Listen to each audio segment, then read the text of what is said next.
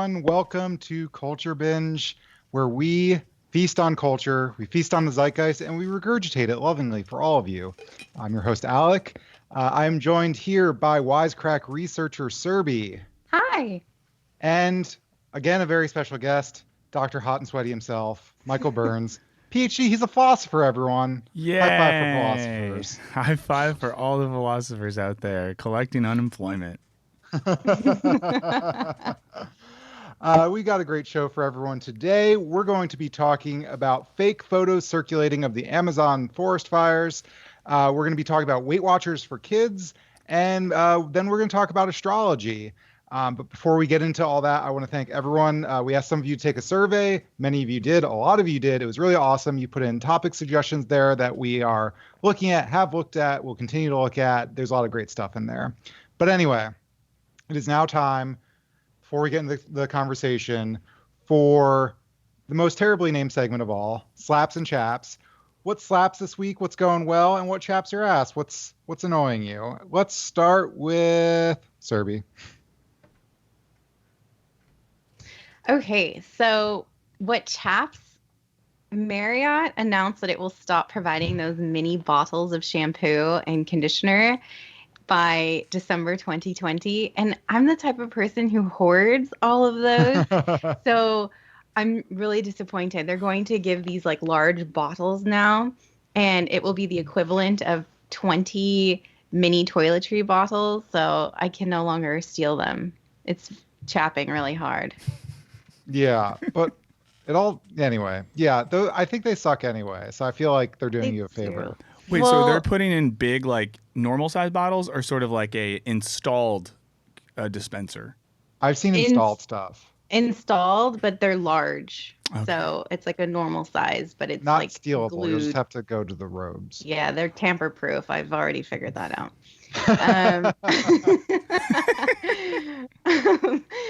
And then what slaps? So I read this inspiring story about this man named James Hatch. He's a 52-year-old retired Navy SEAL, and he's a freshman at Yale.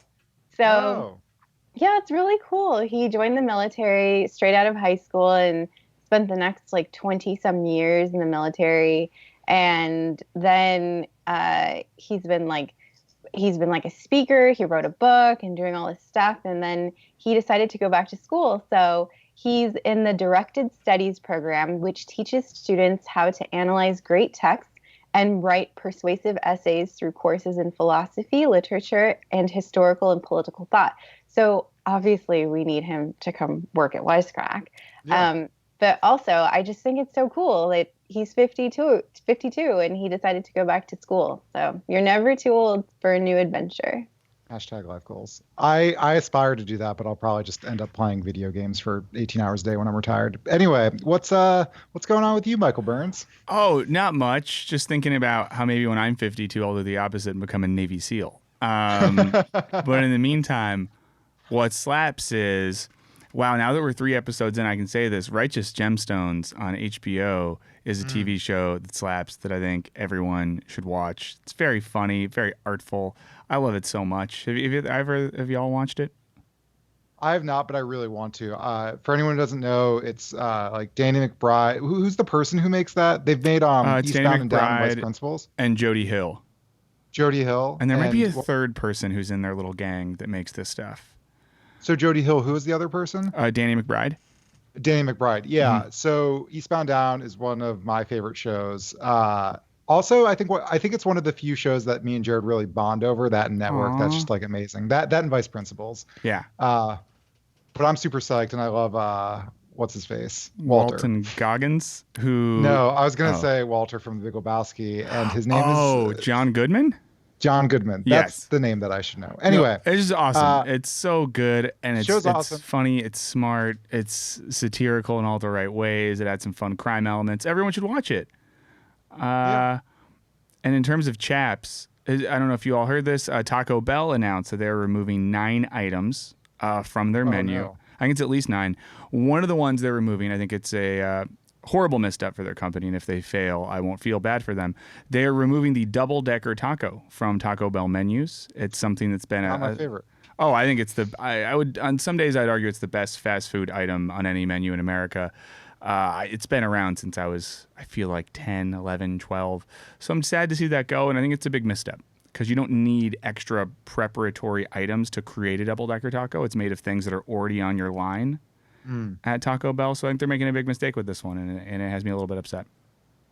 For anyone who complained, I've mentioned this before. For anyone who complained in our Bo Burnham video that what they assumed was Taco Bell product placement, that was just Mike Burns and I, who literally had Taco Bell last night, really going all in on our love for Taco Bell. It made me so sad when everyone in the comments was like, "Oh, what obvious product placement." I was like, "No, Taco Bell's just fun to talk about. I don't want to write secret sponsored content. I just want to talk about things I love, like Bo Burnham and Taco Bell."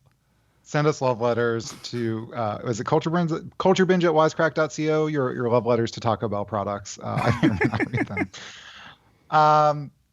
Wow, what a tragedy. For me, I'll keep it negative. What chaps my ass. I just finished I'm very late to the game, the latest season of Stranger Things. It did not compare to the other ones, and I think Hopper's character sucks. I'm not going to spoil it for people, but I'm very disappointed, and I'm going to get hate mail. But isn't that what everyone thinks? I haven't watched it because everyone says what you're saying. Oh, maybe. So I feel like you're not going to get hate mail. I feel like you're on the right side of history here. Oh, that's all that matters. I've never seen Stranger Things. Is that the one with the kids who do like creepy things? They don't do creepy things. They get tortured by. Yeah, it's like a lot of horrible trauma happening to kids, but they're like supernatural monsters that are causing the trauma, so it feels a little more consumable. But yeah, a kid gets trapped in a hell world for a season. Sad. Yeah. But hey. Anyway, as far as slaps, I've been talking about a lot. Our Medium publication, medium.com/wisecrack. The first month, August, it got 100,000 views, which is awesome, and I'm very happy. And a lot of cool stuff happening, being written by Thomas Ambrosini, Amanda Shurker, lots of other people. I wrote a thing that constituted 1/100th of the total views, so I can't take too much credit. But yeah, go check that out. And Mike Burns, when are you going to write a Medium article? Oh, on the spot. I promise. As soon as I have time to write one, I'll pitch you. I promise. All right. So we're going to get into the Amazon rainforest fire photos. Quick shout, Dude Abides, again, always donating $5. Thank you very much. He wants to know what we think of Popeye's chicken sandwiches. Wait, have either of you tried it? No. Oh. Have you? I tried to go 3 times last week or the week before, and both locations I went did not have them. Were they sold out, or didn't have them? One didn't have, one was sold out. And had like a handwritten sign that looked like a ransom note in the window that was like, "Please don't ask me about the sandwich." I saw an article. It's the thing that I find interesting is that I saw an article. There was some Twitter beef. We've talked a lot about fake social media brand beefs between Popeyes and someone. I don't even remember, but like that beef caused this thing. But really what's happening is Popeyes is understaffed and people are like threatening and harassing them for running out, much like Szechuan sauce. So fuck those people. And there's a lot of interesting stories around this chicken craze. But yeah, that's what I got on that. Think somebody sued Popeyes. Oh, yeah. For not having the chicken sandwich. And I'm like, wow, I wish I had like expendable income like that where I could just start suing people for random things. Yeah, they probably don't have expendable income. They probably like stole their lawyer's letterhead and typed up a note that makes no sense. Like, at least in one case, someone straight up like came in at gunpoint because they didn't have the chicken sandwich and like, oh no, yeah, pointed a gun at employees. It's gone so out of hand, and no matter how good it is, there's no universe where it's that good. There's like no universe where it's that good where you couldn't just get a Wendy's or a Chick-fil-A sandwich and call it a day until they restock. I have a conspiracy theory. Do it. They planted that gunman to make it seem like the sandwich was better than it was. He's a patsy, or she.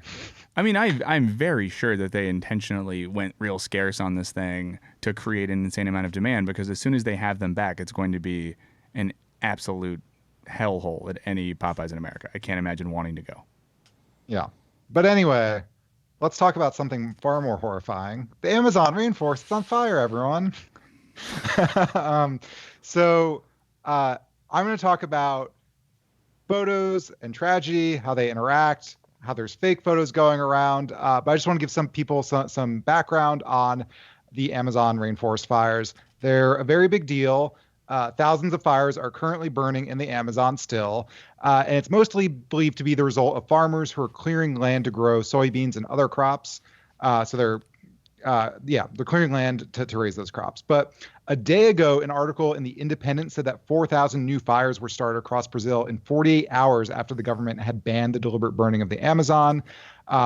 People are blaming the Brazilian president for kind of encouraging this. He's very sort of agriculture friendly, et cetera, et cetera. But there are photos going around, and if Mitch, we could pull one up. A lot of the photos going, so a lot of tweets from famous actors, Leonardo DiCaprio, even like rainforest foundations, and this is just one of them, showing pictures of the fire that are not of either of the rainforest, Amazon rainforest burning just at another time. So the one on the top left, and if you do we have the full size one, the one on the top left? Yeah. So for anyone listening, it's a ring of fire kind of expanding into lush green forest, and behind it is just like a black mass of burning, smoldering smoke. And it's horrifying. And Logan Paul tweeted it saying, "What can I do?" Because I'm sure there was a lot of maybe dead people in there he could make fun of. But so this photo is of the Amazon rainforest, but from 1989. So not the current one. Other photos, and if we just want to scroll through those while I'm talking about this, have come from Montana, Sweden, and India. All real fires, just not them. And even the Rainforest Trust tweeted a fake photo. And so I think my immediate question is, before I even talk about kind of our visual centrism, I'll call it, is who does this? Well, like, I understand seeing a photo and thinking it's real and sharing it. I'm not even hating on those people. We all don't necessarily have the time to vet every single photo that comes on, and we're like, oh, Leonardo DiCaprio tweeted, I guess it's real. But who's the original person who's trying to spread awareness about forest fires in the Amazon and says, oh man, let me just like take this totally separate thing? And similar things have happened in the Syrian conflict, for instance. So photos of like dead fathers holding their children, but they weren't in the Syria conflict. They were taken in Iraq or Gaza. So yeah, who's doing this? Laziness. Yeah. Lazy You think it's people. laziness? Well, you don't think it's like intentional propaganda? Is it neither? Is it someone who just wants the first post and they want social media clout at any cost? So they quickly Google image search Amazon fire, copy the first image they see, and try to get their tweet off before anyone else does to get the most attention? I think that's a scenario. So I think that's scenario A. I think scenario B is someone who wants to spread an awareness, but they look for photos and they're either not publicly available or they're copyrighted. They're worried about getting sued. So they're like, oh, let me find a public domain photo. Well, this picture of Montana is pretty much the same thing, which seems a little more evil. I don't know. But maybe it's not evil. Maybe they have good intentions. They just don't know any better. Like if they find a picture and they're like, oh, this is the Amazon rainforest. It says the caption. So then they share it and then other people share it. So maybe it started off okay, but they just didn't like do research. Yeah. But the bigger point that I wanted to get to is I think a lot of our news consumption is very kind of photo-centric in a way that I would like to discuss and talk about. So Michael Burns, you might have heard this, and please tell me if I'm butchering the concept, but a word called ocular centrism. It just means eye and centrism. But more or less that we put the eye and vision above all of other senses, smell, touch, other things. So it's kind of, and this applies to video as well, unless we don't see it, it feels less real. And I think this is kind of an outcome of that, in that the rainforest is burning. It's a huge deal. But to really convey that to people, they need to see something specifically horrifying. You can't necessarily describe how horrifying it is. And it's not even a proper tragedy unless it looks tragic. So, for instance, there's other things that happen, like when ecosystems get disrupted or destroyed by invasive species. The picture just isn't as fun, for lack of a better word, as a horrifying massive blaze. There's also like tons of complicated tragedies out there with lots of different actors that aren't always visible or hard to visualize. And so unless we can find a visual symbol like a parent holding a dead child or a tap water bursting into flames, then it kind of doesn't exist to us. And I think this is just like a constant, I don't want to say bias, but like a bias in the news towards of like going to what is most visually compelling rather than like what's most important. And again, this is important, but I think it's driving people to share fake shit all the time. Yeah, I mean, I saw something online, and maybe this is fake too, so I'm just participating in this evil cycle. But it talked about how even like the news coverage of Notre Dame when that was on fire in France was way more covered than the Amazon fires. Because the image was like so much more iconic, readily available, because there's tons of people in Paris that had cameras and stuff that were ready to go. And also makes you think too, has anyone read or checked out this book, The Uninhabitable Earth by, I guess like his name is David Wallace Wells, but I always want to say Foster Wallace, but he's dead. But in the book he talks about like the ocular fixation in relationship to like climate disaster, and how so much of it is so like slow moving that we don't get like the one frame picture that shows us how horrible it is, so that no one really gives a crap.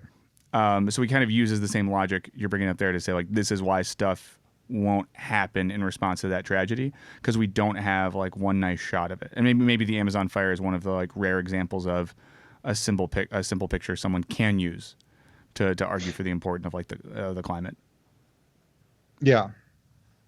This reminds me of those sad puppy commercials that like Sarah McLachlan, I think, is in. It's like, oh, nobody wants to read a story about sad puppies, but if you show like dying dogs, then dogs wants to donate money. Yeah, and I think I've brought this up before. It's an overall, there's kind of a related problem in charity in general, and I'll just loosely put it as like the ideal victim, which I think is happening with the rainforest, in that people are also spreading, probably not deliberately, like misinformation about the rainforest. To like, the rainforest is super important, it should be burning, but they'll say things like 20% of our oxygen comes from the rainforest. That's not true. It like does other important things, and the like biodiversity is like amazing, and people will say like it's useful for science and, you know, helps protect against climate change and like XYZ, but like, is it that if it didn't do those things, which like fuck it, like just knock it all down, but similarly, like whether it's like dying puppies make like a great image, or sad puppies because we don't want to see it. But there are also animals that are less cute that I would argue are equally as worthy of saving. Or even when it comes to like GoFundMes and people with sort of visible, I think people with either good narratives, good compelling narratives, or like visible disease, I'll put it, probably do better than those with illnesses that either aren't as easy to narrativize or easy to visualize. I mean, this is like a huge problem with people who have like certain mental problems, right? Like you don't really see it until it's too late. So the world sucks. Yeah. What do you guys think? I think that analogy you just draw between like mental and physical health is so true. Because if someone could have like the most baseline broken wrist in a way that's not even that bad, but if they're wearing a cast, people will like hold the door open for them, be kind of nice, help you. I had this recently, like I broke my elbow this summer. And it wasn't that bad, but I had a sling and people were really nice to me. But if you have like crippling clinical depression or something like that, or an anxiety disorder, you can even tell people in your life that, and they're like, I get it. I mean, I get sad sometimes too. And like no one cares because it's something you can't visualize. And I think that's so real. And my cynical brain says I don't think there's a way out of that. Yeah. Isn't that isn't it called like invisible illnesses or something? And like people get mad about like individuals using those handicap parking. And if you have like a cane, like, they need that parking. But if you don't have anything like visibly wrong with you, people get angry and they're like, you should save that only for people who have like disabilities. Yeah, I perversely love this topic because originally it was people were mad about people for abusing handicap parking stickers in a way that like, that's cool. I mean, it's cool to be mad at people for being shitty, but it just backfired and people were just really shitty to people with disabilities that weren't super apparent. So I don't know why I like that story so much, but it's very interesting to me. Yeah, but Thank you to American Otter said, donate some money. The fake wildfire photos spread like wildfire. But I don't have much else to add unless any of you do. We can go on to the next topic. Oh, one thing I did want to mention about the forest fires is that I read this article that the president of Brazil refused like $25 million in aid. But he would accept it only if Macron, the prime minister of Canada, France. apologized. And not France. oh, sorry, I'm getting Trudeau. Yeah, so France. If he apologized for insulting Brazil's like autonomy, and I'm like, are you serious? Like you're gonna decline aid because of your pride? oh, sounds like someone I know. I can't put my finger on who. There was one quote from the president of Brazil that was kind of amazing, where he said like, well, you fucked up all your ecosystems. So like it's Brazil's job to protect or destroy their ecosystem. You fucked up your ecosystem, so don't be mad when we fuck up ours. I mean, and so I'm not going to go support the guy, but there was a kind of like, a broken slam dunk clock to that. can be right. I mean, Anyway, let's talk about Weight Watchers. Serby. Weight Watchers. So recently, Weight Watchers launched Kurbo, a weight loss app designed for children between the ages of 8 and 17. So Weight Watchers claims that 80% of children who use the app lose weight. Experts in psychology and nutrition have criticized the app, saying that it's a precursor to eating disorders. The app uses a traffic light system to divide food into categories. So green means these are the foods that you should eat a lot. Red, these are the foods that you should limit.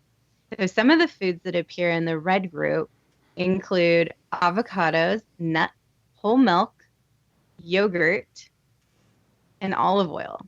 Because they're high in fat?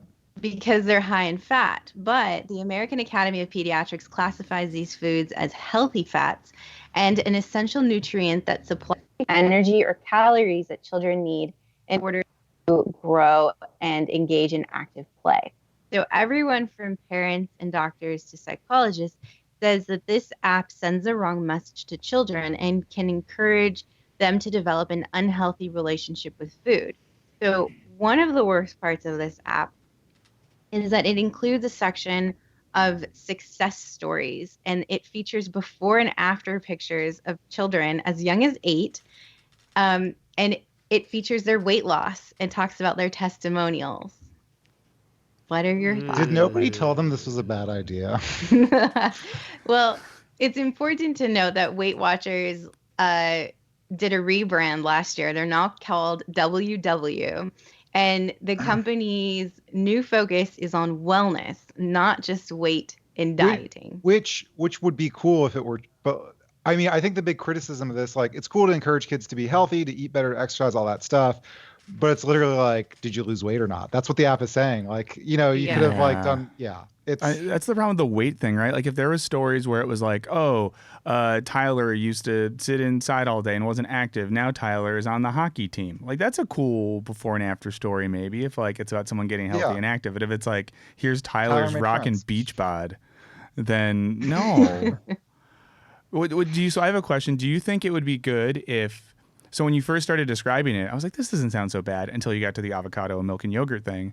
I mean, do we think it would be good if there was an app that simply made like a game out of these are good foods, these are bad foods, and like it was a more accurate depiction of those things and trained kids' brains to like healthy stuff? Like, would we think that is good, or is that still I feel much?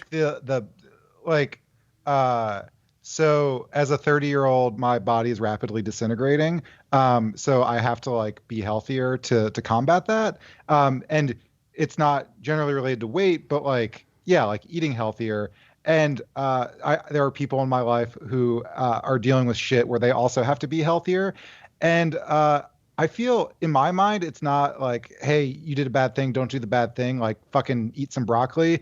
It's, hey, here's a really like cool roasted broccoli dish and it's going to be awesome and you're going to be full and you don't have to be ashamed or like, God damn it, why don't I just have pasta? Like I think the way we think about diet in this country is so fucking stupid, and also often formed by like different competing lobbies, like the sugar lobby or like the poultry lobby, all like funding research about like blaming the other thing for what's wrong with us.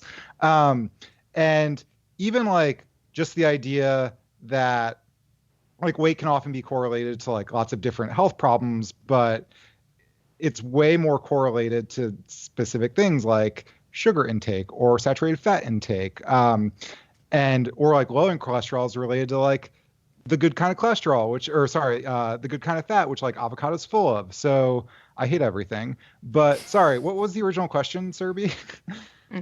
So Michael's question was, what if we just had a game that taught children, like, this is a good food, this is a bad food?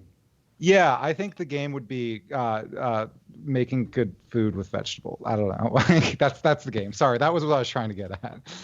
I think that a game wouldn't really help. I think we need to teach children that it's good to have a balanced diet. Like, you can have sweets and cupcakes and things, but the majority of your diet should be filled with nutritious food. And I think that like sorting things into like green and red and yellow, it doesn't help kids understand that concept that you can have days where you like eat like poor food, but like you should try to have a balanced diet. And I think the biggest problem is that it seems like if a parent lets their child download this app, it's like a way for the parent to step back and not take responsibility. So I think that parents should be at the forefront of instilling good eating, healthy eating habits in their children. So rather than have an app teach your kid like what's good and what's bad, it should be about a parent teaching them like, this is what's good, this is what's bad. This is how you have an active lifestyle in order to have a healthy life. Yeah, I was talking to someone about this, and they were just like, the shifting of blame is weird because when you're a kid, 90% of the things you eat are chosen by somebody else. And like, I was even watching an episode of Queer Eye where like the father had never cooked a meal for their kids and they ate like takeout every day. Like, don't send that kid to wait. Like the father was trying to get better. Like, he learned to cook on the show. Is magical. But the solution isn't to send those kids to Weight Watchers if they get like overweight or unhealthy. The solution is for that father to be like, hooray, I'm cooking for you. Yeah, and this whole notion of weight loss being introduced to children just sounds, it's so problematic because like you pointed out earlier, Alec, once we hit our 30s, that's all we are going to think about until we die is like eating the right stuff, losing weight, being healthy. And I just think like out of all the things a child has to worry about, even giving them that framework through which to evaluate themselves and their bodies at such a young age sucks so hard. Like, because being a kid already sucks too. Like, you know, you're a kid, you have acne, you had to wear growth spurt, your voice sounds weird. I don't know, you don't get to wear cool clothes or something like that. Your mom gave you a dumb haircut. And then you also have to worry about like your BMI and if you can, you know, be skinny enough according to pictures on an app. Like, that sucks. Yeah. I also saw there was a lot of tweets just about people who had dealt with Weight Watchers as children and their horrible relationship to food now. So Alex Goldman, who's the host of a great podcast called Reply All, was essentially like, yeah, this like fucked me up as an adult forever. It just seems bad. Is Weight Watchers bad in general? Well, so I know some people, adults who do Weight Watchers, and so the thing that is good about Weight Watchers is that in psychology in general, when you record your behavior to modify your behavior, it's just like shown to work, right? So if you want to stop smoking and you're like recording on a piece of paper how much you smoke so you can't lie to yourself, that's fine. So like if you're trying to cut down on like fried foods or whatever, or just unhealthy foods, or even the amount of food you're eating, yeah, it's like great. And I know it's worked for people, but also I know I'll just describe them as a boomer that I'm related to that had a heart attack, is eating all these unhealthy foods because things like Weight Watchers taught them that carbohydrates are evil. And they're not the greatest thing, but pasta, the noodle is not going to clog your arteries where all the other things they're eating are. And they just refuse to understand that. So I think yeah, when you're rating a food just on points, like there's 3 points, there's 2 points, and I can have 13 points a day or 15 points a day, it doesn't talk about the more complicated way that nutrition works with monounsaturated fats and saturated fats and, the exercise component, because exercise is dope and makes you feel good. Like, yeah. All right. Anything else to add, or should we move on to astrology? I don't Let's know. do astrology. I'm reading my cards, and I think it's time to head towards the astrological discussion. I can't tell if you're sad about what we just talked about, Serby, or you're sad about astrology.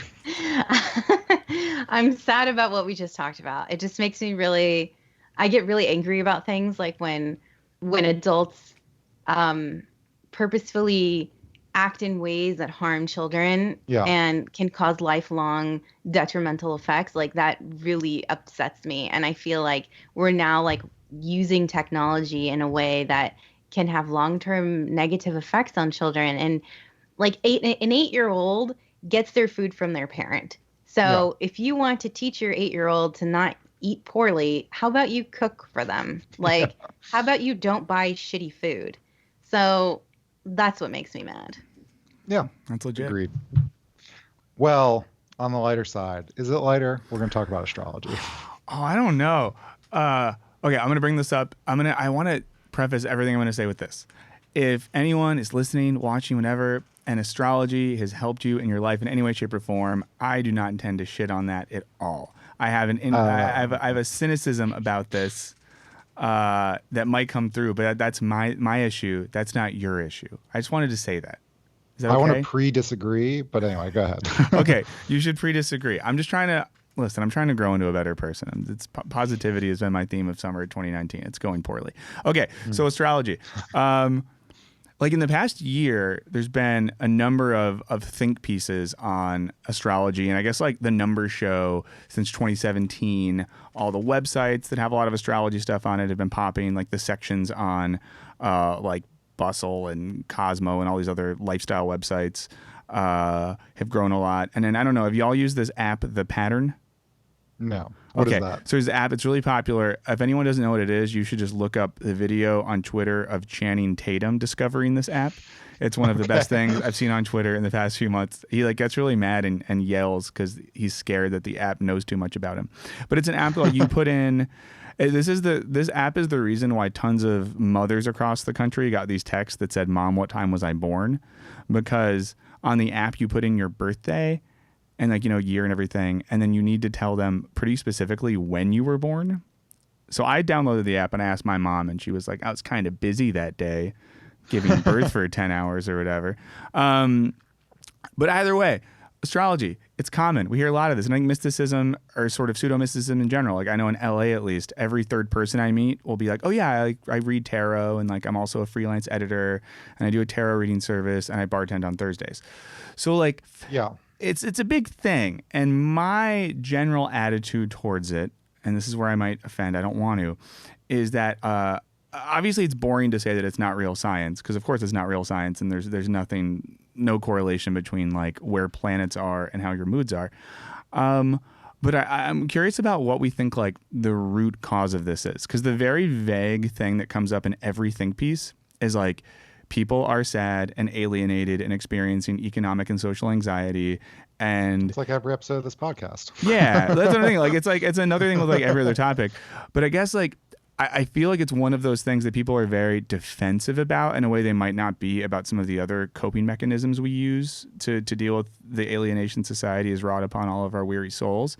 And then I wonder as well, and this is, I didn't know this until the other day, Adorno wrote a big thing about astrology because he read all of the horoscope columns in the LA Times. I think it was in like either the 30s or 40s. No, so 1952. For anyone who doesn't know, Theodor Adorno is a very cranky philosopher from Germany who escaped these people called the Nazis.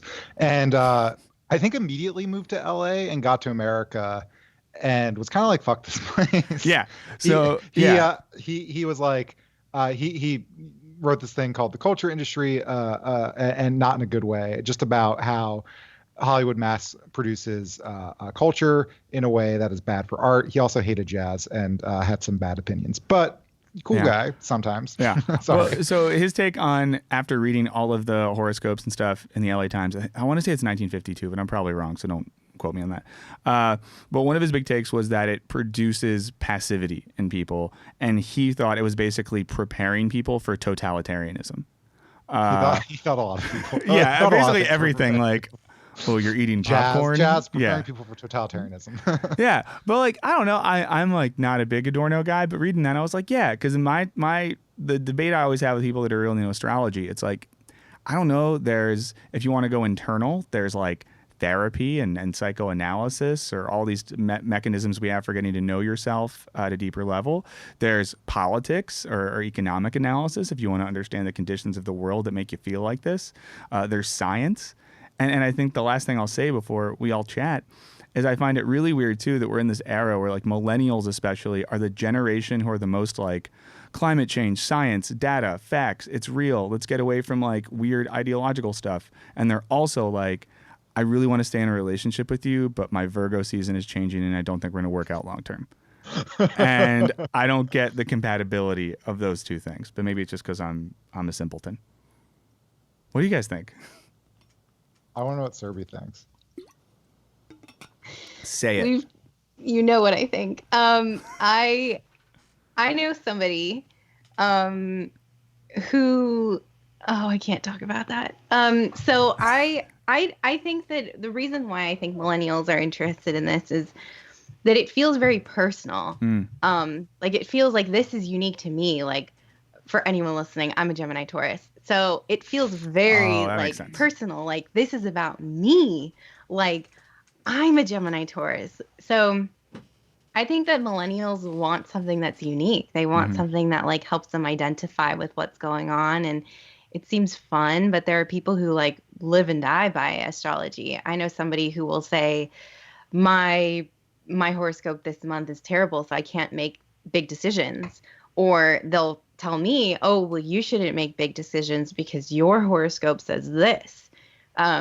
So I don't know how I feel about that. I mean, I guess it's harmless. So if people are into it, then that's great.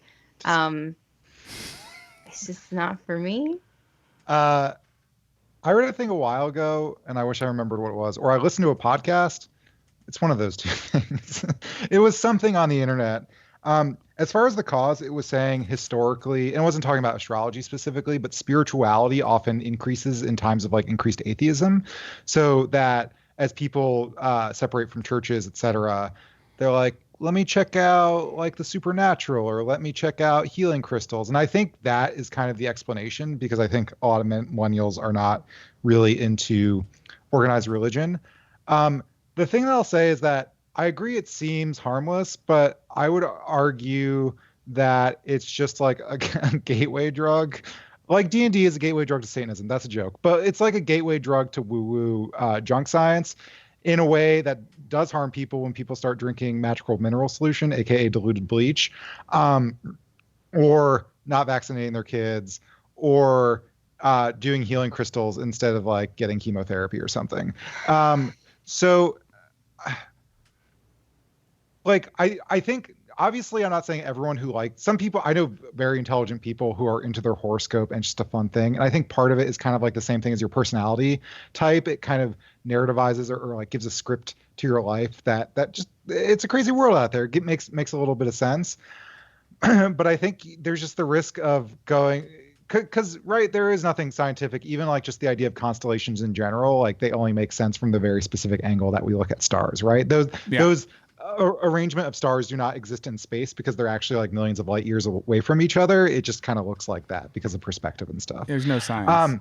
But I think the point you make, just to interject, one thing you said with all the woo-woo science, I think it also opens the door for grifters. Because like with this astrology thing, there's a huge industry around it, and a lot of people are making a lot of money off of it.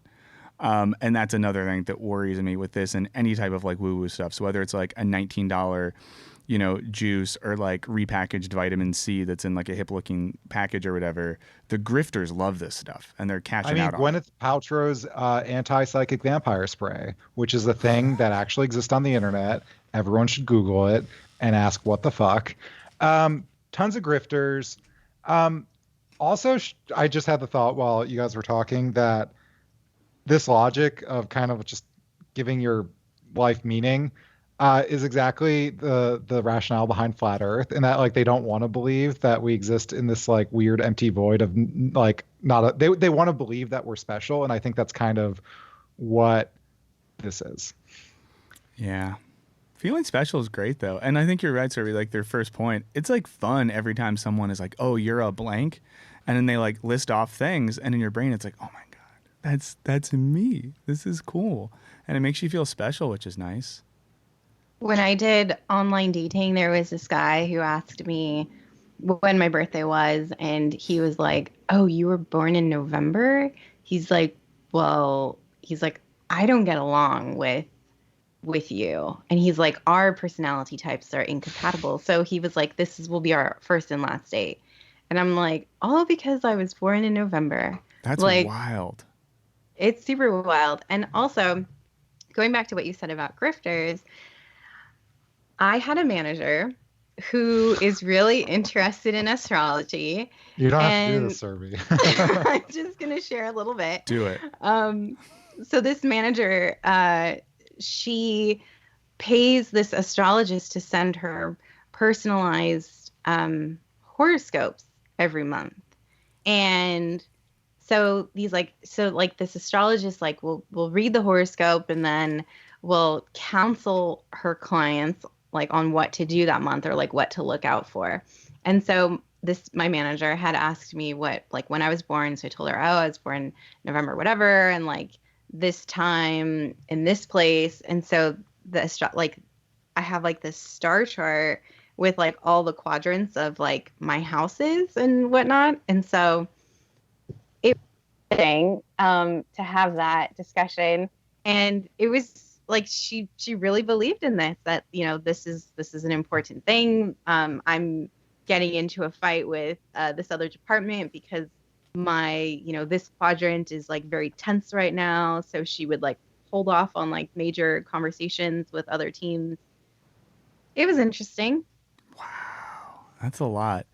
If I really fuck up something on Wisecrack, can I just message you and be like, what kind of astrological excuse do I have this week? There's always an excuse for that. Wait, do you all think, random quick thought popped in my head, do we think that the reason that astrology is so popular is the same reason that things like 23andMe are popular? That we want like me? Okay, that's all. Because it just seems like a version of the same thing. Observation, yeah. Because people get that and they're like, "Oh my God, I found out I'm 30% Italian. You know what? I've always loved chicken parm." And it's like, no, you just like chicken parm because it's delicious. It doesn't matter that 4 generations back there was someone named Giuseppe in your family tree. Yeah. I have a funny story about that. I mean, I think it's funny. So my friend's family they're all Italian, and one of her cousins is adopted from China. And so at these like big Italian get-togethers, her cousin, the Chinese cousin, will say things like, "Oh, well, you know how we Italians are." And we'll just like go on and on about how like as an Italian person. And I really love that she identifies as Italian, and it's more of like a nurture versus nature debate. What's funny though is that like talking about what the like platonic ideal of an Italian is, if you go to like if you grab someone from Italy and are like, "What do you think of Italian Americans?" they'd be like, "Oh, gross." That's not a statement against all. I'm talking to the Jersey Shore types. Those one of the original like, Jersey Shore cast members, I think, was like Peruvian, but just like it's the small one, Snooki. She's actually Peruvian, not like, you know, biologically Italian, like that's a thing. But she proves that like if you embrace the culture embraces you back. And that's the most wonderful thing about the inclusivity of Italian American culture. And my big takeaway from this is no matter what sign you are, you're always welcome at the Olive Garden.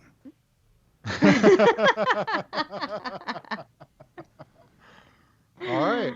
I think that's a good place to end on this wonderful topic. Let's get into the mailbag. Yeah.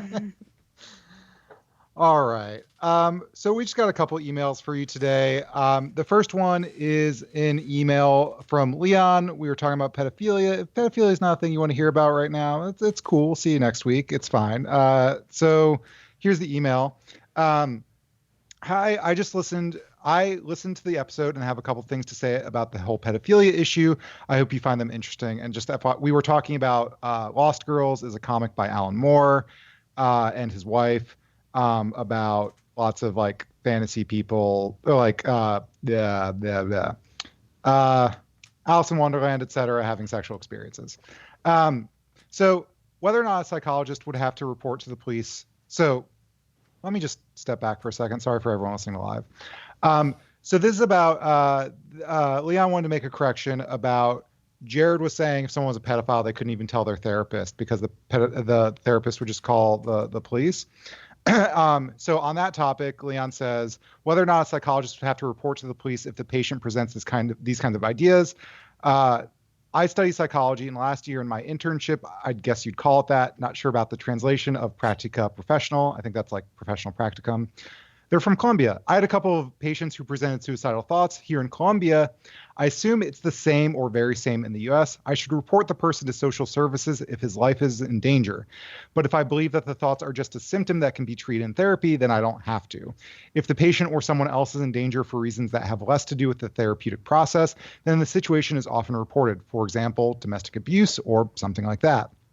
So topics of thoughts about pedophilia is just the middle between these two cases. On one hand, it can be a persistent thought that affects this person functioning and therefore should be treated in the therapeutic process. On the other hand, it can be a sign of danger for the people around this person and should be reported immediately. This is the complex decision that the psychologist would be forced to make.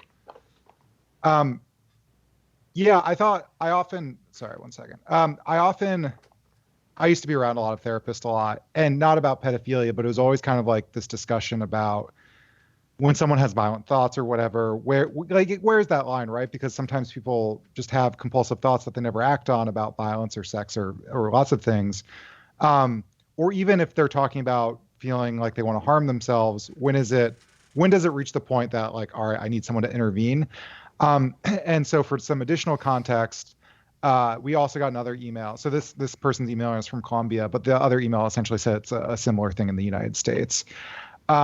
So Leon continues, I believe that the ideal future of the issue is to have people educated on both how profoundly damaging pedophilia is and how some people are vulnerable to those thoughts, but they can manage them through therapy. That's all thanks to the great content. Oh, that's a Thoughts? tough one. I think a very general thought is, I don't know, and maybe this is self-incriminating, not about pedophilia, but like, oh boy. No, but I think like there's a weird thing, right? Where I think everyone at a certain age or at some point in life thinks some crazy shit, right? It could be a passing thought, and it could be like, I want to kill this person, or I should rob this thing, and some people think about, self-harm in ways that are like real thoughts that occur in their mind. And my fear with that is that I don't know if you've taken Psychology 101 or even like read the syllabus, we know that repression doesn't normally end up having great long-term effects. So I just worry that like if people, especially young people, I feel like can't acknowledge they can have non-normal or even like violent, dangerous thoughts, but have that not be indicative of them being a violent or dangerous person, that could lead to some weird mental health stuff long-term. Yeah, there was a really cool radio lab about this guy was having very obsessive thoughts about like killing his wife. And it turns out this is not, it happens with people with OCD. And it's not the case that they actually want to do it, but it's that they're so horrified that they have the thought that they just obsess about it's like, don't think about an elephant. You're forced to think about an elephant.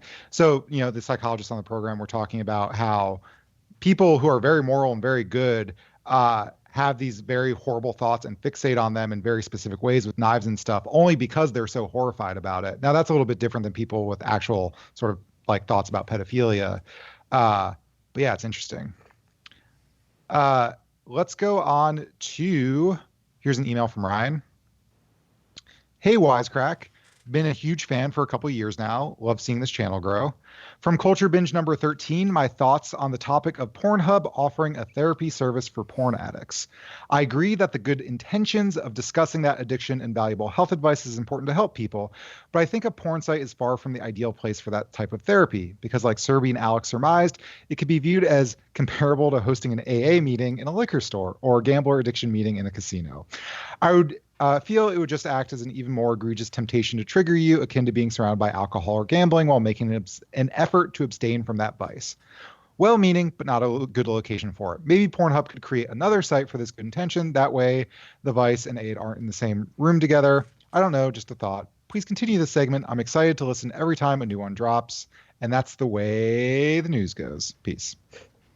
I had something like that happen recently, the Pornhub therapy example. Where you received psychiatric services for your porn addiction? No, but okay. So I host this one comedy show at a theater in Los Angeles, and it's a theater that also rents space out late at night, which I learned recently for AA meetings. But at comedy shows, you often have alcohol there. So the last one we hosted, it was like a different time than we're normally at. So me and my co-host were like hanging out. A few people were there, and there was like a lot of open beers like in the theater and like a 30-pack of Miller Lite or something. And these two people walked in, and they're like, "Is this where the meeting is?" And then like clicked, and we were like, "Oh my God, like these people are here for AA, and we're just hanging out, and there's beers everywhere." And sometimes people like will leave a beer in the theater, so we went through and got them. But then it like struck me. I mean, I didn't. It's not my fault, but God, the people that organize bookings at this theater should maybe be more cognizant of stuff like that. But I felt very guilty, and it felt like basically I was like a porn website that was using web space before a therapeutic service took over. Yeah, you're just a bad person. That's the main takeaway. There was like somebody who opened a donut shop next to like a Weight Watchers store or something. And it was very sad. I feel bad for the AA people. And you know, like that smell, like if you don't drink alcohol, like you really smell the alcohol in the room. And it was like, it was a hot day. You could definitely smell it. I felt horrible and I couldn't stop thinking about it for about 2 days. But now I don't care. So it doesn't matter. Sorry, that was me. I'm kidding. All right. We got one last one. Oh, sorry. I already talked about this one. That actually wraps up the show for today, but I want people to follow you all on the internet. Are you followable on the internet, Michael Burns, Dr. Hot and Sweaty?